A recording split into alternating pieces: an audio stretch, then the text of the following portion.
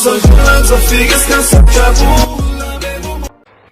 Wala bafethu, shapho kunjani? Ngithembe ukuthi negrand, ngithembe ukuthi niyaphila. Makuthi ke usanda kusijoina kwi channel, please ngicela wenze nje okulungile, ulike i-video, usubscribe kwi channel. Okunye okubaluleke kakhulu ukuciphiza i-notification bell ukuze ngaso sonke isikhathi mangifaka i-video bese ke uthola i-notification. Bafethu, umdlalo we-Kaizer Chiefs versus iMagesi FC eThekwini eMoses Mabhida. Umdlalo ke uqale ngo-6 ntambama bafethu. Njengamanje ngizonipha i-update.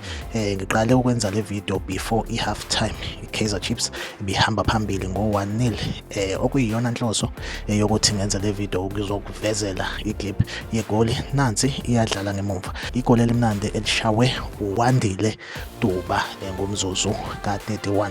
Wena wakho kulula kakhulu, make sure ukuthi uyayilike le video, uyasubscribe kwi channel. Makwenzeka futhi ngena elinye igoli, ngizophinde futhi ke ngizokwenza i-video izokuvezela lelo goli. Inhloso ukuthi mhlambe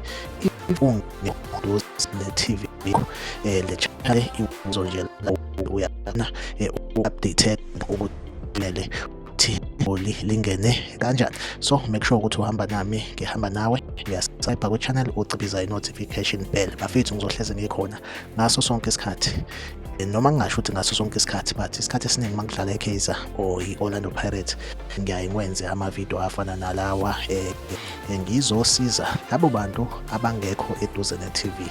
So make sure ukuthi uyayilike i-video. Bafethu, asihlangabezane kwi-video elandelayo uma kwenzeka ngena igoli. Okwamanje ngivumele ngithi ke nje